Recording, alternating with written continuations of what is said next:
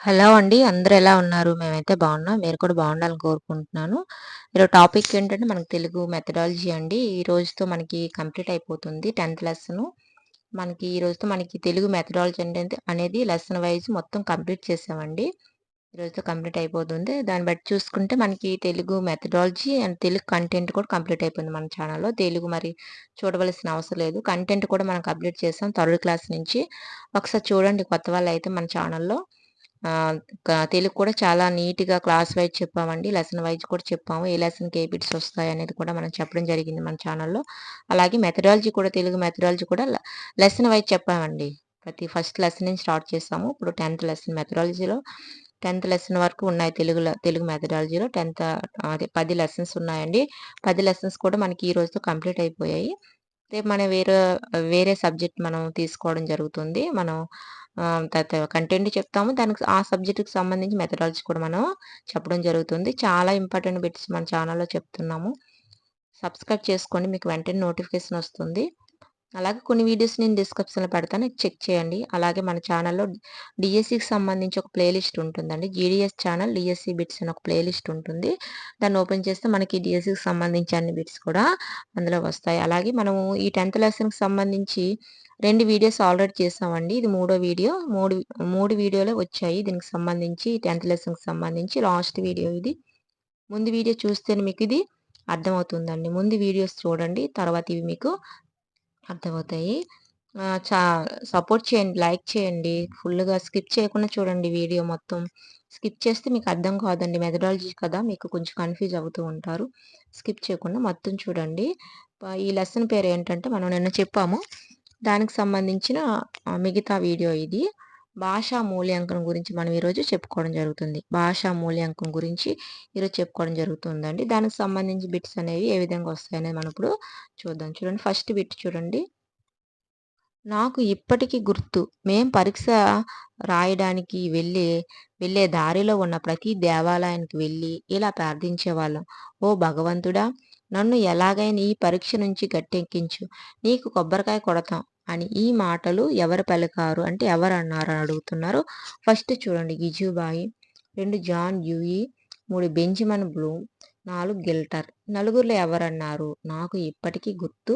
మేం పరీక్ష రాయడానికి వెళ్ళే దారిలో ఉన్న ప్రతి దేవాలయానికి వెళ్ళి ఇలా ప్రార్థించేవాళ్ళం. ఓ భగవంతుడా! నన్ను ఎలాగైనా ఈ పరీక్ష నుంచి గట్టెక్కించు. నీకు కొబ్బరికాయలు కొడతామని ఈ మాటలు ఎవరన్నారంటే మనకిక్కడ ఆప్షను 1 అండి. గిజుబాయి. ఎవరన్నారండి ఈ మాటలు? గిజుబాయి అనడం జరిగిందండి. గిజుబాయ్ ఈ మాటలన్నారు. ఆప్షన్ 1 అనేది మనకిక్కడ కరెక్ట్ అవుతుంది. గిజుబాయి. నెక్స్ట్ రాష్ట్ర ప్రభుత్వం విద్యారంగంలో సెకండరీ స్థాయిలో నాన్ డిటెన్షన్ విధానాన్ని ఏ సంవత్సరంలో తీసుకొచ్చింది? రాష్ట్ర ప్రభుత్వం విద్యారంగంలో సెకండరీ స్థాయిలో నాన్ డిటెన్షన్ విధానాన్ని ఏ సంవత్సరంలో తీసుకొచ్చిందని అడుగుతున్నారు. ఫస్ట్ చూడండి 1972, 2 1971, 3 1973, 4 1974. రాష్ట్ర ప్రభుత్వ విద్యారంగంలో సెకండరీ స్థాయిలో నాన్ డిటెన్షన్ విధానాన్ని మనకి ఏ సంవత్సరంలో తీసుకొచ్చిందంటే మనకి ఇక్కడ ఆప్షన్ 2 అనేది కరెక్ట్ అవుతుంది. 1971లో రాష్ట్ర ప్రభుత్వం విద్యారంగంలో సెకండరీ స్థాయి నాన్ డిటెన్షన్ విధానాన్ని తీసుకొచ్చింది 1971లో. నెక్స్ట్ బోధన అభ్యసన ప్రక్రియ ద్వారా వచ్చే ఫలితాలను అంచనా వేయడం ఏంటవుతుంది? బోధన అభ్యసన ప్రక్రియల ద్వారా వచ్చే ఫలితాలను అంచనా వేయడం ఏమవుతుందని అడుగుతున్నారు. ఫస్ట్ చూడండి నికష, రెండోది పరీక్ష, 3 మూల్యాంకనం, 4 మదింపు. నాలుగింట్లో ఏంటవుతుంది? బోధన అభ్యసన ప్రక్రియల ద్వారా వచ్చే ఫలితాలను అంచనా వేయడం ఏమవుతుందని అడుగుతున్నారు. మనకి ఇక్కడ ఆప్షన్ 3 అండి. మూల్యాంకనం అవుతుంది. బోధన అభ్యసన ప్రక్రియల ద్వారా వచ్చే ఫలితాలను అంచనా వేయడమే మూల్యాంకనం. మూల్యాంకనంలో జ్ఞానాత్మక, భావావేశ, మానసిక చలనాత్మక రంగాల్లో లక్ష్యాలన్నిటిని మూల్యాంకనం చేయడం ఏంటి? మూల్యాంకనంలో జ్ఞానాత్మక, భావావేశ, మానసిక చలనాత్మక రంగాల్లో లక్ష్యాలన్నిటిని మూల్యాంకనం చేయడం ఏ మూల్యాంకనం అవుతుందని అడుగుతున్నారు. ఫస్ట్ చూడండి నిరంతర మూల్యాంకనం, నిరంతర సమగ్ర మూల్యాంకనం, 3 నిర్మాణాత్మక మూల్యాంకనం, 4 సమగ్ర మూల్యాంకనం. చూడండి నిరంతర మూల్యాంకనం, నిరంతర సమగ్ర మూల్యాంకనం, నిర్మాణాత్మక మూల్యాంకనం, సమగ్ర మూల్యాంకనం. నాలుగింట్లో ఏంటనంటే మనకి ఇక్కడ ఆప్షన్ 2 అండి. నిరంతర సమగ్ర మూల్యాంకనం అవుతుంది. మూల్యాంకనంలో జ్ఞానాత్మక, భావావేశ, మానసిక చలనాత్మక రంగాల్లో లక్ష్యాలన్నింటినీ మూల్యాంకనం చేయడం నిరంతర సమగ్ర మూల్యాంకనం అవుతుంది. అలాగే నిర్ధారిత పాఠ్య ప్రణాళిక తరువాత లేదా కోర్సు పూర్తయిన తర్వాత విద్యార్థి లక్ష్య సాధన పరీక్షించే మూల్యాంకనం ఏమవుతుంది? నిర్ధారిత పాఠ్య ప్రణాళిక తరువాత లేదా కోర్సు పూర్తయిన తర్వాత విద్యార్థి లక్ష్య సాధన పరీక్షించే మూల్యాంకనం ఏంటవుతుందని అడుగుతున్నారు. ఫస్ట్ చూడండి సంగ్రహణాత్మక మూల్యాంకనం, 2 నిర్మాణాత్మక మూల్యాంకనం, 3 నిరంతర మూల్యాంకనం, 4 సమగ్ర మూల్యాంకనం. ఈ నాలుగింట్లో ఏంటని అడుగుతున్నారు. మనకి ఇక్కడ ఆప్షన్ 1 అండి. సంగ్రహణాత్మక మూల్యాంకనం అవుతుంది. నిర్ధారిత పాఠ్య ప్రణాళిక తరువాత లేదా కోర్సు పూర్తయిన తర్వాత విద్యార్థి లక్ష్య సాధన పరీక్షించే మూల్యాంకనం మనకి సంగ్రహణాత్మక మూల్యాంకనం అనేది అవుతుంది. నెక్స్ట్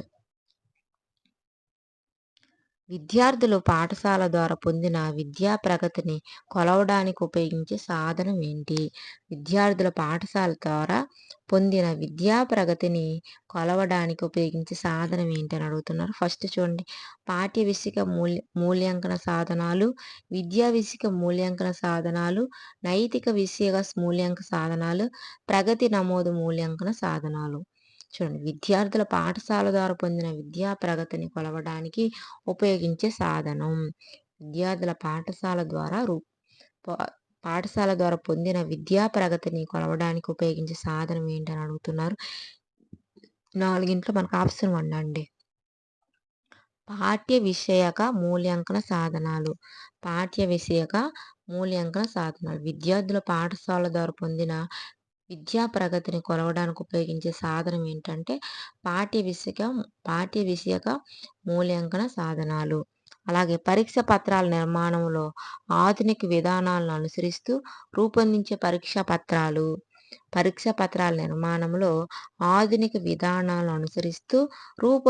పరీక్షా పత్రాలు ఏంటని అడుగుతున్నారు. ఫస్ట్ చూడండి ప్రామాణిక పరీక్షా పత్రాలు, నిర్మాణాత్మక పరీక్షా పత్రాలు, సంగ్రహణాత్మక పరీక్షా పత్రాలు, విశ్వసనీయ పరీక్షా పత్రాలు. ఈ నాలుగింట్లో ఏంటి? పరీక్షా పత్రాల నిర్మాణంలో ఆధునిక విధానాలను అనుసరిస్తూ రూపొందించే పరీక్షా పత్రాలు ఏంటంటే మనకి ఇక్కడ ఆప్షన్ 1 అండి. ప్రామాణిక పరీక్షా పత్రాలు. పరీక్షా పత్రాల నిర్మాణంలో ఆధునిక విధానాలను అనుసరిస్తూ రూపొందించే పరీక్షా పత్రాలు ఏంటంటే ప్రామాణిక పరీక్షా పత్రాలు. నెక్స్ట్ వీడియో మాత్రం స్కిప్ చేయకుండా మొత్తం చూడండి, లైక్ చేయండి, సపోర్ట్ చేయండి. నెక్స్ట్ విద్యా మూల్యాంకన శాస్త్రానికి సన్నిహిత సంబంధం ఉన్న పరీక్షలు ఏంటి? విద్యా మూల్యాంకన శాస్త్రానికి సన్నిహిత సంబంధం ఉన్న పరీక్షలు ఏంటి? ఫస్ట్ చూడండి ప్రజ్ఞా పరీక్షలు, సహజ సామర్థ్య పరీక్షలు, మూర్తిమత్వ పరీక్షలు, మనోవైజ్ఞానిక పరీక్షలు. విద్యా మూల్యాంకన శాస్త్రానికి సన్నిహిత సంబంధం ఉన్న పరీక్షలు ఏంటని అడుగుతున్నారు. నాలుగింట్లో మనకి ఇక్కడ ఆప్షన్ 4 అండి. మనోవైజ్ఞానిక పరీక్షలు. విద్యా మూల్యాంకన శాస్త్రానికి సన్నిహిత సంబంధం ఉన్న పరీక్షలు ఏంటంటే మనోవైజ్ఞానిక పరీక్షలు. విద్యా మూల్యాంకన శాస్త్రానికి సన్నిహిత సంబంధం ఉన్న పరీక్షలు ఏంటంటే మనోవైజ్ఞానిక పరీక్షలు. పిల్లల ప్రగతిని ఒక సంఘటనకో సందర్భానికో పరిమితం చేయకుండా ఎల్లప్పుడూ పరిశీలించడాన్ని ఏమని అంటారు? పిల్లల ప్రగతిని ఒక సంఘటనకో సందర్భానికో పరిమితం చేయకుండా ఎల్లప్పుడూ పరిశీలించడాన్ని ఏమంటారు అంటున్నారు. ఫస్ట్ చూడండి నిరంతర సమగ్ర మూల్యాంకనం, నిరంతర మూల్యాంకనం, నిర్మాణాత్మక మూల్యాంకనం, లోప నివారణ మూల్యాంకనం. పిల్లల ప్రగతిని ఒక సంఘటనకో సందర్భానికో పరిమితం చేయకుండా ఎల్లప్పుడూ పరిశీలించడాన్ని ఏమంటారని అడుగుతున్నారు. నాలుగింట్లో మనకు ఆప్షన్ 2 నిరంతర మూల్యాంకనం అంటాము. పిల్లల ప్రగతిని ఒక సంఘటనకో సందర్భానికో పరిమితం చేయకుండా ఎల్లప్పుడూ పరిశీలించడాన్ని మనం నిరంతర మూల్యాంకనం అంటారు. నిర్మాణాత్మక మూల్యాంకనానికి గల పేరు ఏంటి? నిర్మాణాత్మక మూల్యాంకనానికి గల పేరు ఏంటని అడుగుతున్నారు. ఫస్ట్ చూడండి, రూపణ మూల్యాంకనం, సంకలన మూల్యాంకనం, సమగ్ర మూల్యాంకనం, లోప నివారణ మూల్యాంకనం.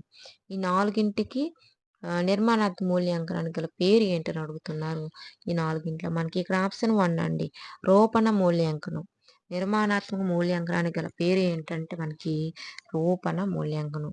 నిర్మాణాత్మక మూల్యాంకనానికి గల పేరు ఏంటండి, రూపణ మూల్యాంకనం. నెక్స్ట్, నిర్మాణాత్మక మూల్యాంకనం కాని సాధనం ఏది? ఈ క్రింది వాటిలో నిర్మాణాత్మక మూల్యాంకనం కాని సాధనం ఏదని అడుగుతున్నారు. ఫస్ట్ చూడండి, రాత అంశాలు, ప్రాజెక్టు పనులు, లఘు పరీక్ష, సంఘటన రచన. నిర్మాణాత్మక మూల్యాంకనం కాని సాధనాలు అడుగుతున్నారు. ఈ నాలుగింట్లో మనకి ఇక్కడ ఆప్షన్ 4 అండి, సంఘటన రచన అనేది మనకి ఇక్కడ నిర్మాణాత్మక మూల్యాంకనం సాధనం కాదండి. మిగతావన్నీ రాతాంశాలు, ప్రాజెక్టు పనులు, లఘు పరీక్షలు ఇవన్నీ కూడా నిర్మాణాత్మక మూల్యాంకనం సాధనాలు వస్తాయి. ఈ సంఘటన రచన అనేది మనకి నిర్మాణాత్మక మూల్యాంకన సాధనం కాదండి. పిల్లల్లో పరిశీలన, ప్రయోగ నైపుణ్యాలు అభివృద్ధి చెందే మార్గం ఏది?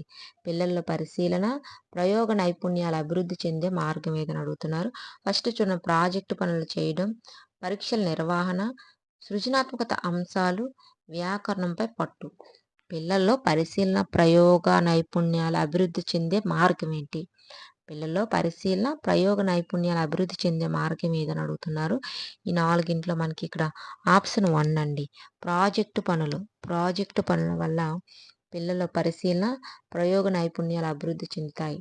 పిల్లల్లో పరిశీలన, ప్రయోగ నైపుణ్యాలు అభివృద్ధి చెందాలంటే ప్రాజెక్టు పనులు చేయించడం చాలా ఇంపార్టెంట్. నెక్స్ట్, నిర్మాణాత్మక మూల్యాంకనంలో లఘు పరీక్షకు కేటాయించిన మార్కులు ఎన్ని? నిర్మాణాత్మక మూల్యాంకనంలో లఘు పరీక్షకు కేటాయించిన మార్కులు ఎన్ని అడుగుతున్నారు. ఫస్ట్ చూడండి, 20, 2 30, 10, 3 25, 4 30. నాలుగిట్లో ఏంటని అడుగుతున్నారు. నిర్మాణాత్మక మూల్యాంకనంలో లఘు పరీక్షకు కేటాయించిన మార్కులు అడుగుతున్నారు. మనకి ఇక్కడ ఆప్షన్ 1 అండి, 20 అన్నారు, కానీ ఇది 35 అండి.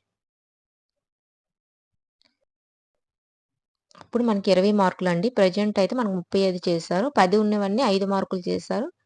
3 5 15, ఇది 35, మొత్తం 50 మార్కులు. నిర్మాణాత్మక మూల్యాంకనం లఘు పరీక్షకు మనకి కేటాయించినవి 35 మార్కులండి. రాత పరీక్షల రూపంలో మాత్రమే నిర్వహిస్తూ పాఠ్య విషయాలను పరీక్షించే మూల్యాంకనం ఏది?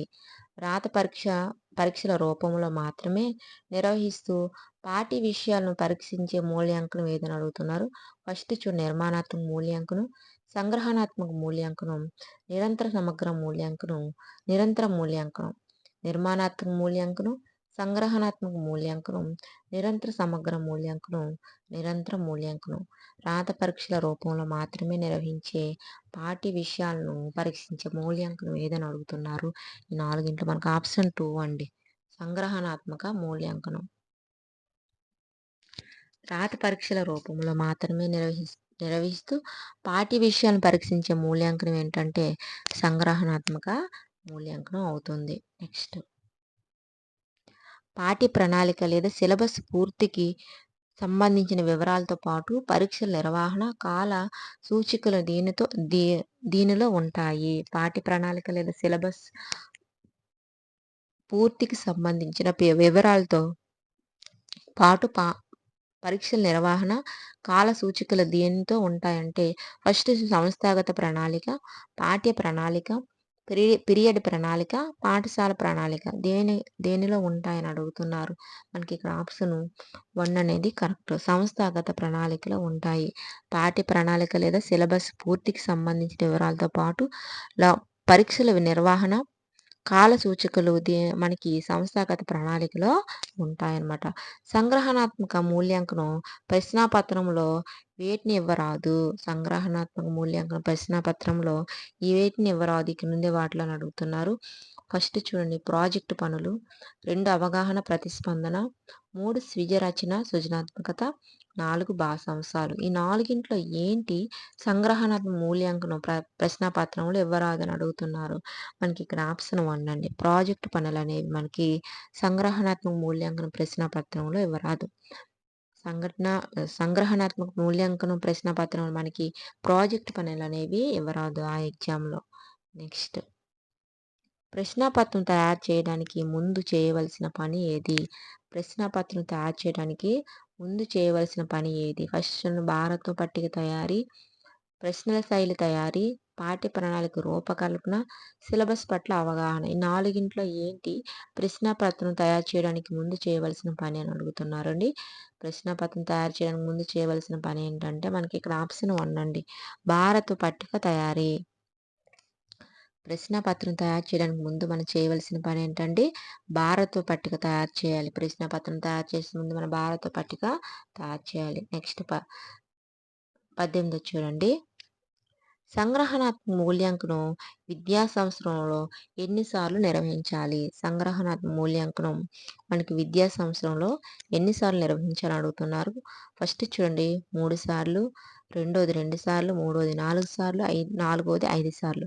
ఈ నాలుగింట్లో ఏంటి సంగ్రహణాత్మక మూల్యాంకనం మనం విద్యా సంవత్సరంలో ఎన్నిసార్లు నిర్వహించాలని అడుగుతున్నారు.